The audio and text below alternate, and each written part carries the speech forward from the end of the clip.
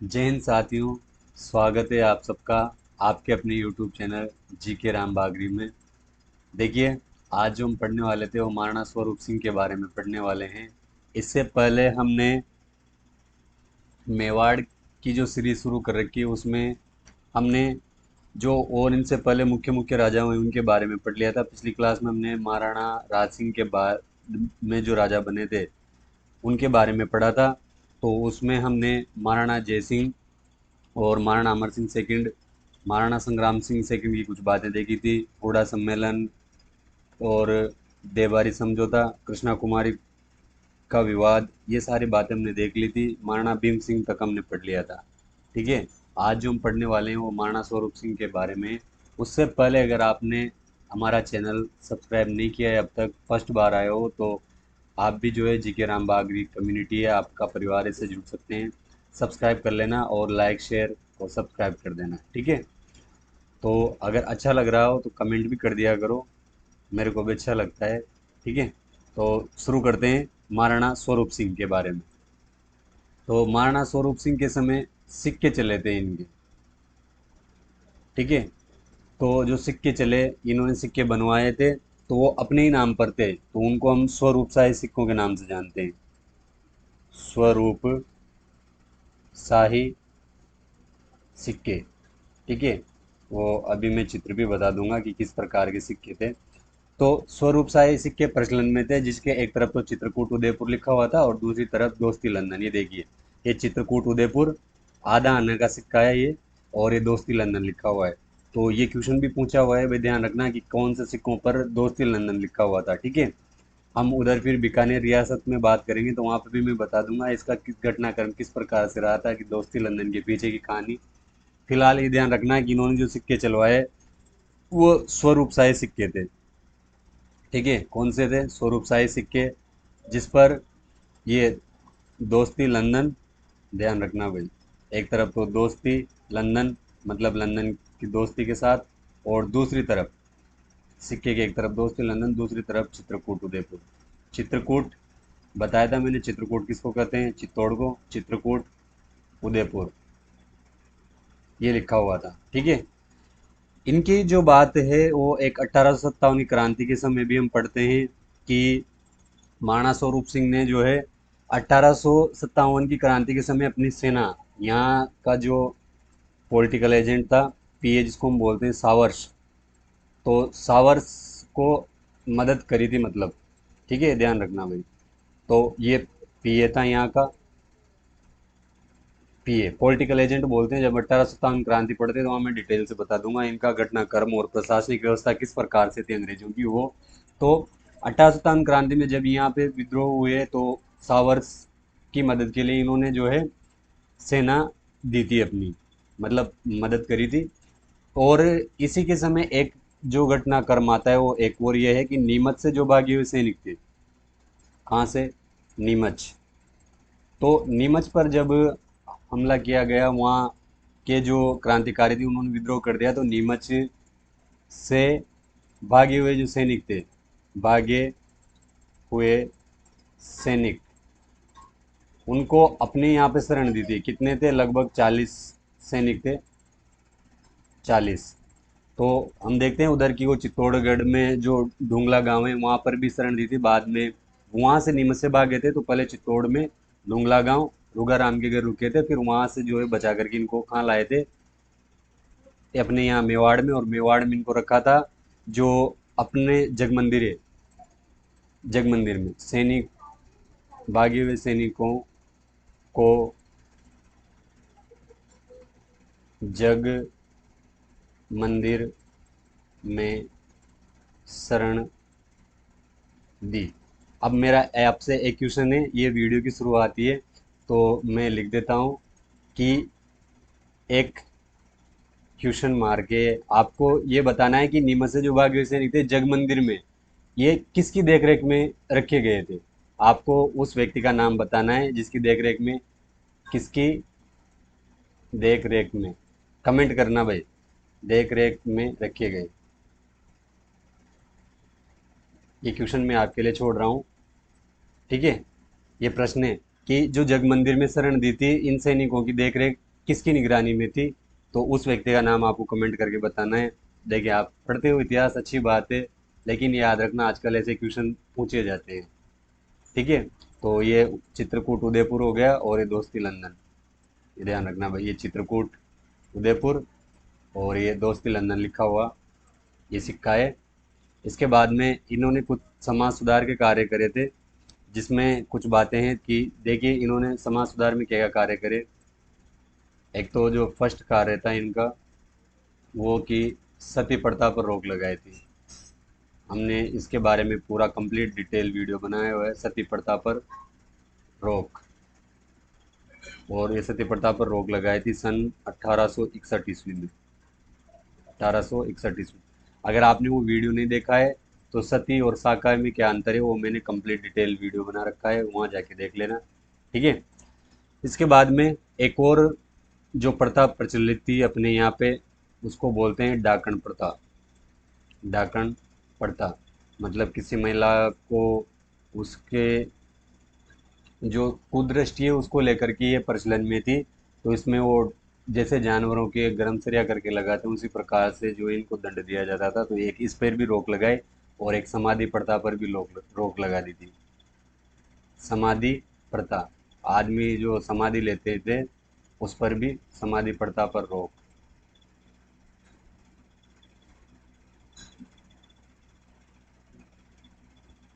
ठीक है, ध्यान रखना भाई,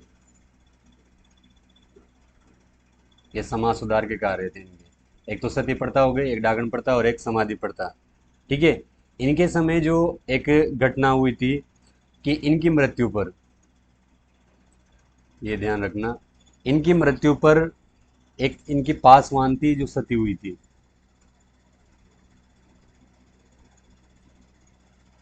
महाराणा स्वरूप सिंह की जब मृत्यु हुई तो इनकी मृत्यु पर मृत्यु पर पासवान बोलते हैं, जो एक मुख्य रानी होती है उससे जो दूसरी रानियां होती है उसको बोलते हैं, जो दासियां होती थी उनके साथ आती थी उनको एंजाबाई, एंजाबाई।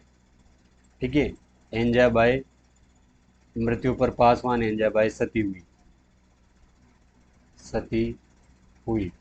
देखिए, रानियां बहुत सारी सती होती है, लेकिन इसकी ध्यान रखने वाली बात ये इम्पोर्टेंट इसलिए है क्योंकि ये मेवाड़ की अंतिम सती है। मेवाड़ की अंतिम सती महिला, मतलब लास्ट में अगर कोई सती हुई थी तो वो कौन हुई थी, एंजाबाई हुई थी, ये ध्यान रखना मेवाड़ में। इससे पहले हमने रानी कर्मावती के बारे में पढ़ा और भी बहुत सारे जो हैं हम पढ़ते हैं। तो इसके बाद में इनकी कुछ निर्माण कार्य देख लेते हैं। ये मुख्य चीज़ें ध्यान रखना, इनका निर्माण कार्य है। तो निर्माण कार्य में इनके समय जो है, जो विजय स्तंभ है उस पर बिजली गिर गई थी। जब हमने विजय स्तंभ की चर्चा करी थी वहाँ, जब मैंने महाराणा कुंभा पढ़ाया था तो वहाँ पे भी बता दिया था कि इन्होंने विजय स्तंभ की मरम्मत करवाई थी। विजय स्तंभ की मरम्मत मतलब जो उसकी लास्ट वाली मंजिल है उस पर बिजली गिर गई थी, मरम्मत करवाई तो वो टूट गया था। और हम देखते हैं कि उस पर जो प्रशस्ति लगी हुई थी वो उसी समय टूटी थी। तो अभी उसके सिर्फ केवल दो ही पत्थर हमें मिले थे जिसपे वो लिखी हुई है, और एक इन्होंने अपने नाम पर स्वरूप सागर झील बनवाई थी। ठीक है, स्वरूप सागर झील बनवाई।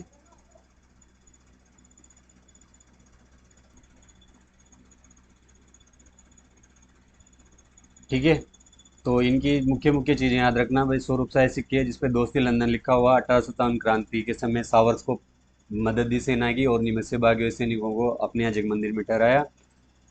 और समाज सुधार कार्य किए थे जिसमें सती प्रथा पर रोक, डाकन प्रथा पर रोक, समाधि प्रथा पर रोक और मृत्यु, इनकी मृत्यु पर इनकी जो पासवान रानी है एंजाबाई और सती हुई थी, ये मेवाड़ की अंतिम सती महिला थी। और इन्होंने विजय स्तंभ की मरम्मत करवाई और स्वरूप सागर झील का निर्माण करवाया। इसके बाद में जो हम पढ़ते हैं महाराणा शंभू सिंह जी बने थे, तो इनके समय की एक ही मुख्य बात है कि इन्होंने जो है मेवाड़ में अपने नाम पर पाठशाला बनवाई थी। ये 1861 में बने थे और उसी के 2 साल बाद 1863 ईस्वी में 1863 ईस्वी में इन्होंने शंभू रत्न पाठशाला के नाम से अपने ही नाम पर शंभू रत्न पाठशाला चलवाई थी। शंभू रत्न पाठशाला, ठीक है। और बाकी समाज सुधार के कार्य इन्होंने भी वही किए थे, समाज सुधार के और विकास के कार्य कुछ करवाए थे इन्होंने मेवाड़ में, ठीक है। तो इसके बाद में हम जो पढ़ने वाले हैं वो महाराणा सज्जन सिंह के बारे में है। भाई क्या है, ज़्यादातर इतिहासकार मतलब ज़्यादातर जो टीचर हैं वो पढ़ाते हैं ना, तो जो 1857 की क्रांति हुई थी या संधियाँ हुई थी वहाँ तक आकर के ख़त्म कर देते हैं टॉपिक को। लेकिन हम जो है इसको पढ़ेंगे ना, तो अपना जब भारत आज़ाद हुआ था वहाँ तक के जो जितने भी राजा हुए थे उनके बारे में डिटेल से पढ़ेंगे। तो ये आगे की क्लास है, ये इम्पोर्टेंट है क्योंकि बहुत सी किताबों में जो है ये टॉपिक छोड़ रखा है, ठीक है। तो ये इसके बाद में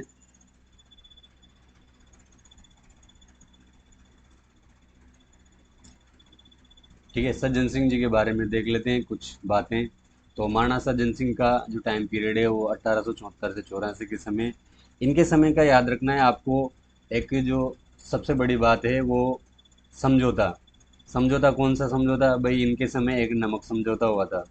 क्या हुआ था? नमक समझौता,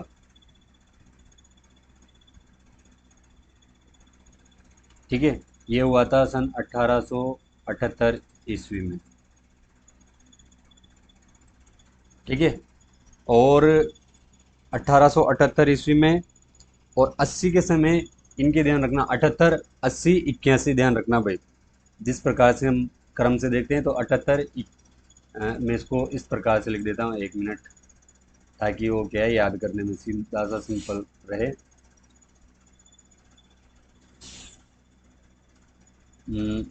एक तो समझिए तो 1878, एक था 1880 और एक 1881, ठीक है। ये ध्यान रखना 1878 में तो नमक समझौता, नमक समझौता, ठीक। 1880 में इन्होंने महा इंद्रजा सभा बनवाई थी। महा इंद्रजा सभा, इसका गठन किया था, महा इंद्रजा सभा का गठन, ठीक है। ये क्वेश्चन अभी जो सेट है उसमें इसी तरीके के क्वेश्चन पूछे थे। जैसे कि हम आगे पढ़ते हैं, जो न्यायिक संस्थाएं होती है उसके बारे में उसने अभी क्वेश्चन पूछा था। तो ये ध्यान रखना भाई, महा इंद्रजा सभा किसके समय बनी थी? तो ये महाराणा सज्जन सिंह के टाइम पे बनी थी। ये एक यहाँ की न्यायिक संस्था थी, इसका गठन किया था। तो महा इंद्रजा सभा क्या है? ये एक, जिस प्रकार से न्यायालय होता है उस प्रकार से ये एक न्यायिक संस्था।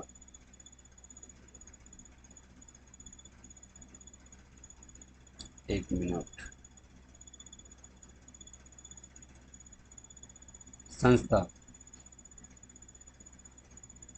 मेवाड़ की, यूँ कर लें सीधी से, ध्यान रखना भाई। मेवाड़ की न्यायिक संस्था कौन सी थी? महा इंद्रजा सभा। 1880 में इसका गठन हुआ था। और ये किसके समय बनी थी? महाराणा सज्जन सिंह के टाइम पे, ठीक है। और एक 1881 में ध्यान रखना जनगणना शुरू हुई थी। जनगणना शुरू मतलब इन्होंने जो है जनगणना शुरू करवाई थी। जनगणना शुरू, ठीक है। ये ध्यान रखना भाई, जनगणना शुरू 1881 में। इसके बाद में ये जनगणना का यहाँ दे दिया क्या? ठीक है, चलो इसको कर लेना, ये ध्यान रखना। तो 78, 1878, 80 और 81 ध्यान रखना। इनके कुछ निर्माण कार्य हैं, निर्माण कार्यों में देख लेते हैं। ये देखिए, निर्माण कार्य में ये जो दिख रहा है ये सज्जनगढ़ फोर्ट है। ये लिख भी रहा है मैंने, यहाँ फोटो लगाई इमेज। तो उसमें ये सज्जनगढ़ फोर्ट है, ये महाराणा सज्जन सिंह के टाइम पे बना था। कौन सा? सज्जनगढ़ का किला, सज्जनगढ़ का किला। अभी तो इसमें मौसम विज्ञान का केंद्र है, राजस्थान का, तो ध्यान रखना। और एक सज्जनगढ़ का किला, और यहीं पे बनवाया था सज्जन निवास बाग। सज्जन निवास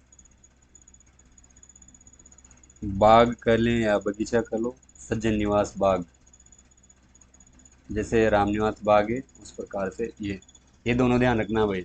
ये बहुत ही शानदार व्यू आता है यहाँ का, और ये क्या है, पहाड़ी के टॉप पर है, जिस प्रकार से कुंभलगढ़ का किला है उसी प्रकार से ये है। और इस पे भी टेढ़े मेढ़े रास्ते जो दिख रहे हैं वो ये सारी चीजें, तो ध्यान रखना। सज्जनगढ़ का किला किसने बनवाया? महाराणा सज्जन सिंह ने। और सज्जन निवास बाग अपने ही नाम पर, ठीक है, दोनों चीजें अपने नाम पर है। और एक वो न्यायिक संस्था, याद रखना, महा इंदरजा सभा, ठीक है। आगे चलते हैं, इनके दरबारी कवि थे, जिनको हम इतिहास में बहुत सी बार पढ़ते हैं, बहुत सी जगह इनका नाम आता है बार बार। जो कविराज श्यामल दास जी हैं, श्यामल दास, ठीक है। तो श्यामल दास जी को, श्यामल दास जी, इनको इन्होंने उपाधि दी थी कविराज की, कविराज या कविराजा, ठीक है। ये ध्यान रखना भाई, कविराजा श्यामल दास की उपाधि दी। और श्यामल दास जी ने जो है वीर विनोद लिखा है। क्या लिखा? वीर विनोद। पढ़ते हैं बहुत सी जगह, वीर विनोद के लेखक, ठीक है। ये ध्यान रखना भाई, इनके समय, ये ध्यान रखना, कवि राजा श्यामल दास जी, इनको ये उपाधि दी है। किसने दी? महाराणा सज्जन सिंह ने दी थी।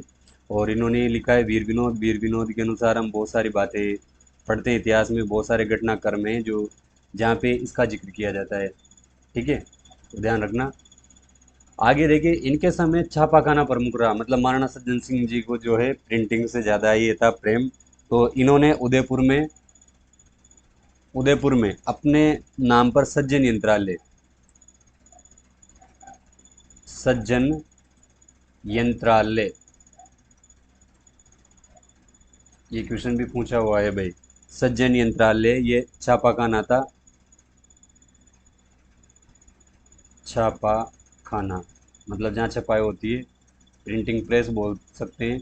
ये कहाँ बनवाया था? उदयपुर में, उदयपुर में। और अपने ही नाम पर सज्जन कीर्ति सुधाकर, सज्जन कीर्ति सुधाकर, ये पत्रिका निकलवाई थी, सुधाकर, सज्जन कीर्ति सुधाकर। भाई सज्जन यंत्रालय नाम भी वही हो गया, ये ध्यान रखना।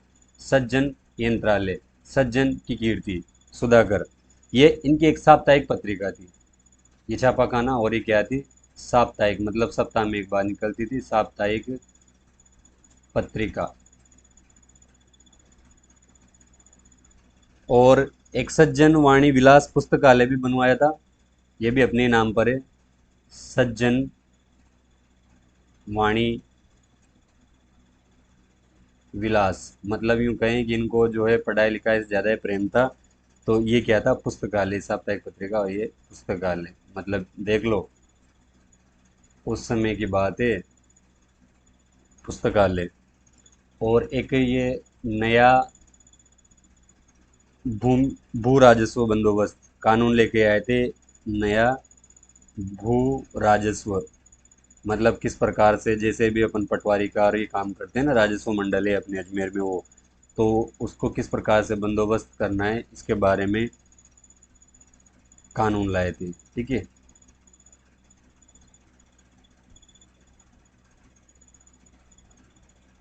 नया भू राजस्व बंदोबस्त लागू। तो ये ध्यान रखना भाई, सज्जन सिंह जी के टाइम पे इन्हीं के नाम पे ज़्यादातर चीज़ें बनी। तो ये ध्यान रखना। एक तो नमक समझौता, ये इंद्रजाग, ये बहुत इंपॉर्टेंट है भाई, ठीक है। और ये सज्जनगढ़ का किला अपने नाम पर,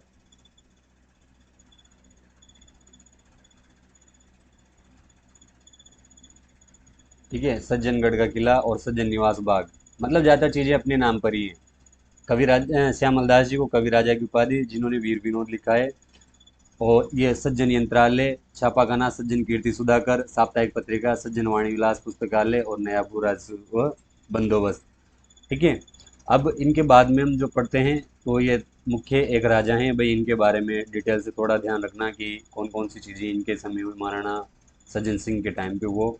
फिर हम आगे पढ़ लेते हैं महाराणा फतेह सिंह जी। ठीक है, महाराणा फतेह सिंह जी के समय भी एक सभा बनी थी 1889।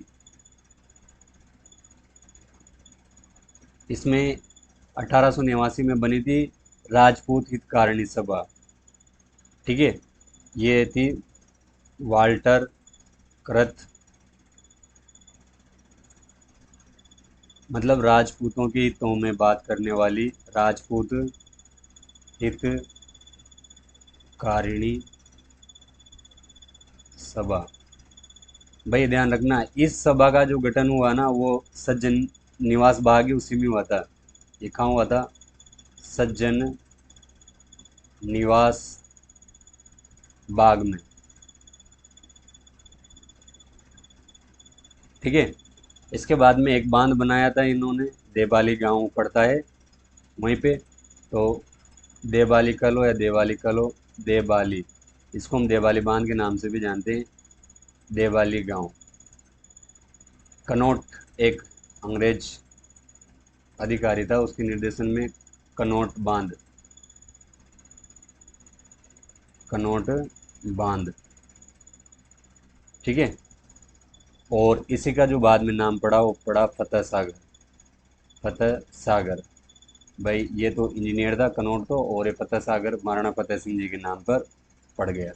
ठीक है, 1897 की दो बातें याद रखनी है। ठीक है, 1897 की दो बातें, एक तो खिताब दिया था इनको अंग्रेजों ने, उसका मैं नाम लिख देता हूँ। 1897 में एक तो खिताब दिया था इनको, order of the crown of India. ये अंग्रेजों द्वारा दिया गया एक खिताब है महाराणा फतेह सिंह जी को। और आंदोलन जानते हो, बिजोलिया किसान किसान आंदोलन, बिजोलिया हम पढ़ते हैं, बिजोलिया किसान आंदोलन की शुरुआत। जब हम आगे और भी चीज़ें पढ़ेंगे तो वहाँ बताएंगे, बिजोलिया किसान आंदोलन को पूरा डिटेल के साथ पढ़ेंगे। 3 पार्टों में चला, सबसे ज़्यादा लंबा चलने वाला किसान आंदोलन अहिंसात्मक आंदोलन था। तो कौन सा था? बिजोलिया किसान आंदोलन, जिसमें हम साधु सीताराम दास और विजय सिंह पथिक की भूमिका, राम नारायण चौधरी, बहुत सारे जो नाम हैं जो इन्होंने काम किया था इसके साथ मिलकर के, तो वो देखेंगे कि किस प्रकार से जो है मेवाड़ में बाद में लाग बागों ने और टैक्सों ने किसानों को किस प्रकार अत्याचार किया किसानों पर। और उस अत्याचार के विरोध में एक आवाज़, संगठित आवाज़ जो उठी वो किसान आंदोलन के रूप में उठी थी। तो हम जब किसान आंदोलन पढ़ेंगे तो वहाँ पे डिटेल के साथ देखेंगे। फिलहाल ये ध्यान रखना, महाराणा फतेह सिंह जी के टाइम की एक तो ये राजपूतित कारणी सभा कहाँ गठन हुआ था? सज्जन निवास बाग में 1879 में। ठीक है, देवाली में कनौट बांध, सॉरी, फतेह सागर जिसका नाम पड़ा बाद में। एक किताब था order of the crown of India, और बिजोलिया किसान किसान आंदोलन की शुरुआत। एक चीज और याद रखनी है आपको, ये 1897 की बात है। ठीक है, इसी के 2 साल बाद, अ, इसमें नहीं लिखा वो मैं बता देता हूँ। 1897 के बाद में 1899 में एक अकाल पड़ा था, बहुत ही खतरनाक। राजस्थान में एक अकाल पड़ा था 1899 में। कौन सा? छप्पनिया अकाल। ये मैंने स्लाइड, 1899 में। ठीक है, 1899 में विक्रम संवत जब निकालेंगे 57 साल आगे चलता है तो वो 56 आ जाता है। ठीक है, ये विक्रम संवत 1956, इस वजह से इसको छप्पनिया काल बोलते हैं। छप्पनिया अकाल तो किसके समय पड़ा था? महाराणा फतेह सिंह जी के टाइम पे, ये राजस्थान में। मतलब ये वो समय था सबसे कठिन समय। आज भी जो है राजस्थान के बनिए ना, अपनी जो डायरी होती है, खाता बुक होती है, रोकड़वे जिसको हम बोलते हैं, उसमें 56 नंबर का जो है वो पेज नहीं रखते। इतना भयंकर अकाल था कि लोग इसका नाम भी जुबान पे लेने से डरते हैं। आज भी जो पुराने समय के लोग हैं वो तो नाम भी लेना पसंद नहीं करते, क्योंकि इसमें ना चारा और पानी और अनाज, ये तीनों खत्म हो गए थे। मतलब बहुत ही भयंकर दुर्भिक्ष था ये राजस्थान के इतिहास का। तो ध्यान रखना, वो किसके समय पड़ा था? मेवाड़ में, महाराणा प्रताप सिंह जी के टाइम पे, 1899 में। ठीक है, आगे देख लेते हैं दिल्ली दरबार। तो ये भी आपने ज़्यादातर कहानी सुनी होगी कि ये दिल्ली दरबार था 1903 ईस्वी का। 1903 ईस्वी का। वो क्या है, कहानियाँ तो आती है इतिहास में, फिर भी मैं कोशिश करूँगा कि शॉर्ट में चलें। तो जो दिल्ली दरबार था वो क्या हुआ, एडवर्ड सप्तम, एडवर्ड सप्तम का राज्यारोहण था। एडवर्ड सप्तम जो ब्रिटिश का सम्राट है, इसका एडवर्ड सप्तम का राज्यारोहण, मतलब जिस प्रकार से अपनी क्राउन सेरेमनी होती है वो, मतलब उसको राज तिलक होना था, सीधी सी बात है, राज्यारोहण। 1903 को अंग्रेजों ने दिल्ली में दरबार लगाया और जितने भी राजा हैं भारत के, उन सबको इनविटेशन दे करके बुलाया था कि आप उसमें शामिल होना। तो ये महाराणा जो फतेह सिंह जी हैं ये जा रहे थे, इनको भी निमंत्रण मिला, तो ये तैयार होकर के गाड़ी में बैठ गए थे। तब लोगों ने कहा कि भाई मेवाड़ की धरा जो मुगलों के कभी अधीन नहीं हो, जिन्होंने कभी अधीनता स्वीकार नहीं करी, महाराणा प्रताप, महाराणा सांगा के वंशज हो करके आप वहाँ पे दिल अंग्रेजों की सभा में जाओगे, आपको मजा आ रहा है। तो इस चीज को रोकने के लिए, मतलब एडवर्ड सप्तम के राज्यारोहण में राणा फतेह सिंह को, राणा फतेह सिंह को रोकने के लिए, फतेह सिंह को रोकने के लिए अपने जो एक कवि हैं, भाई लोगों ने कहा तो लोग तो मानेंगे, मतलब लोगों की तो मानेंगे नहीं। तो उन्होंने जो है महाराणा फतेह सिंह जी के एक कवि थे रोकने के लिए, इनके एक कवि थे, कौन? केसरी सिंह बारट। केसरी सिंह जी, केसरी सिंह बारहट। ठीक है, तो ये शाहपुरा के थे। अभी तो ये नया जिला बन गया है शाहपुरा, पहले भीलवाड़ा के अंदर आया करता था और मेवाड़ रियासत का एक ठिकाना था। ठीक है, तो शाहपुरा के थे। तो केसरी सिंह बारट ने 13 सोरठे लिखे थे इनको रोकने के लिए। भाई कवि के पास ताकत किसकी? कलम की। और इन्होंने इस प्रकार से दोहे लिखे उनको, जो 13 सोरठे, ये क्या है, जब हिंदी साहित्य का पार्ट है तो उसमें लिखे जाते हैं, दोहे का विपरीत होता है मात्राओं के आधार पर। ठीक है, सोरठे। इन सोरठों को कहा जाता है चेतावनी रा चुंगटिया। चेतावनी रा चुंगटिया। ठीक है, ये सोरठे लिख करके भेजे थे कि भाई, केसरी सिंह बारट के बारे में हम और भी पढ़ेंगे। ये क्रांतिकारी भी रहे हैं, कवि भी रहे हैं, और इन्होंने जो है क्रांति में भी महत्वपूर्ण भूमिका निभाई थी। इन्होंने अपना पूरा परिदान, पूरा जो परिवार है वही बलिदान कर दिया था। तो ध्यान रखना, दिल्ली दरबार कब लगा था? 1903 में। एडवर्ड सप्तम का, किसका था? एडवर्ड सप्तम का राज्यारोहण होना था। तो फतेह सिंह जी जा रहे थे, तो इन्होंने जो है 13 जो सोरठे लिखे चेतावनी चुंगटिया में, और वो लिख करके भेजे। तो ये ट्रेन से निकल गए थे, तो इन्होंने एक दूसरे आदमी को देकर के वो भिजवाए थे। तो अगले स्टेशन पे इनको मिले, इन्होंने जब पढ़े तो इनका जो सोया हुआ स्वाभिमान है वापस जाग गया। और ऐसी ऐसी बातें लिखी थी कि आप मेवाड़ के जो वंशज हैं, जिन्होंने कभी मुगलों का नाम तक, उनको कभी बादशाह नहीं निकला, और आप जो है वहाँ उनके दरबार में जाने के लिए इतने उतावले हो रहे हो कि पूछो मत। तो वो सारी बातें जब लिखी तो इनका जो सोया हुआ स्वाभिमान है, मतलब चुंगटिया का मतलब यूँ, अगर कोई आदमी नींद में सो रहा हो ना, उसको जगाने के लिए जैसे अपन चमड़ी खींचते हैं ना, तो उसको बोलते हैं।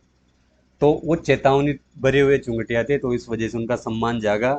ये दिल्ली तो गए, लेकिन राजारोहण में शामिल नहीं हुए, वहां से शॉपिंग वॉपिंग करी और वापस मेवाड़ लौट आए थे। ठीक है, तो ये ध्यान रखना भाई। इसके बाद में महाराणा भूपाल सिंह जी, ये बता दिया मैंने, बिजोलिया किसान आंदोलन की शुरुआत हो गई थी पहले।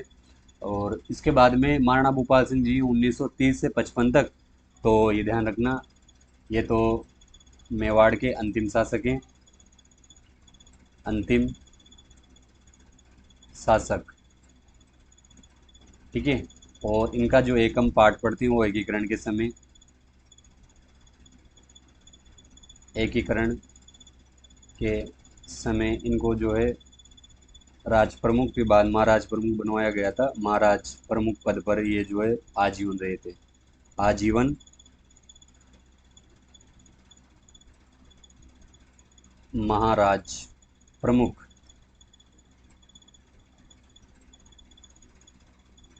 पद पर रहे, ठीक है। तो ये ध्यान रखना भाई, महाराणा भूपाल सिंह जी की अंतिम शासक है, क्योंकि इस समय जब राजस्थान का एकीकरण चल रहा था तो पहले इन्होंने कोशिश करी थी कि भाई हम राजस्थान को एक कर लें, अपनी एक अलग राज्य के रूप में या अपना एक अलग देश बनाने के इसमें थे। पर उधर पंडित जवाहरलाल नेहरू और वीपी मेनन के जो प्रयास थे उनके आधार पर, जब इन्होंने मीटिंग भी बुलाई थी मेवाड़ में महाराणा भूपाल सिंह जी ने कि भाई हम सब मिलकर के अपनी एक अलग अलग रियासतें हैं तो इनको मिला करके अपना एक राज्य, अपना एक देश बना लेते हैं। तो पहले राजा माने नहीं, फिर बाद में जैसे गवर्नमेंट को, मतलब उनके अधिकार में जब वो मत्स्य संघ वाली बात आई तो उन्होंने मत्स्य संघ बनाया। फिर उसके बाद में जो है हाड़ौती संघ कोटा, और कोटा के बाद में थर्ड नंबर पे जब मेवाड़ का एकीकरण, मतलब इसको इसमें मिलाया गया, तो उस समय जो है इनको ये पद दिया गया था। और इंटीग्रेशन में वहाँ इनके बारे में डिटेल से पढ़ेगी कि भाई कितने पैसे दिए गए थे, किस प्रकार से कहाँ राजधानी बनाई थी। यहाँ पे जो है उद्घाटन करने के लिए स्वयं जो अपने नेहरू जी हैं वो आए थे, उनको बुलाया गया था। तो वो सारी बातें हम एकीकरण के समय पढ़ते हैं। तो ध्यान रखना भाई, ये आज की जो है ये मेवाड़ की क्लास, मतलब मेवाड़ का इतिहास लगभग पूर्ण हो चुका है। इसके बाद में ये मेवाड़, मेवाड़ का इतिहास हम यहीं तक पढ़ते हैं। तो मैंने कोशिश करी है मेवाड़ का इतिहास, अभी कितने भी पार्ट हुए हों ये मैंने एक प्लेलिस्ट बना रखी है अलग से। तो आज ये पूरा कंप्लीट हो गया है, ठीक है। अगर आपने नहीं पढ़ा है तो आप जो है प्लेलिस्ट जा करके देख लेना, जीके राम बागरी चैनल को सब्सक्राइब करना, प्लेलिस्ट में आपको मेवाड़ का इतिहास मिल जाएगा पूरा कंप्लीट डिटेल के साथ। कोशिश करना, अगर आपके मेवाड़ के इतिहास में से कोई क्वेश्चन उठ के आया हुआ है ना, अब तक के इतिहास के सारे जितने भी क्वेश्चन पेपर हैं, ओल्ड जो प्रीवियस पेपर हैं, ठीक है, प्रीवियस पेपर, आप एक बार उनको सोल्व करके देखना कि यहाँ से कितने क्वेश्चन मिल रहे हैं। अगर आए हुए क्वेश्चन में से 80 से 90%, मैं कोशिश कर रहा हूँ 90%, भाई 10% क्वेश्चन ऐसे होते हैं जो नहीं मिलते। अगर आपके इतने भी राइट हो रहे हैं ना, तो आप एक बार देख लेना, फिर बाकी आपकी चॉइस है, आपको जहाँ अच्छा लगे उस टीचर से पढ़ सकते हैं। इसमें किसी के ऊपर कोई जोर ज़बरदस्ती और दबाव नहीं है।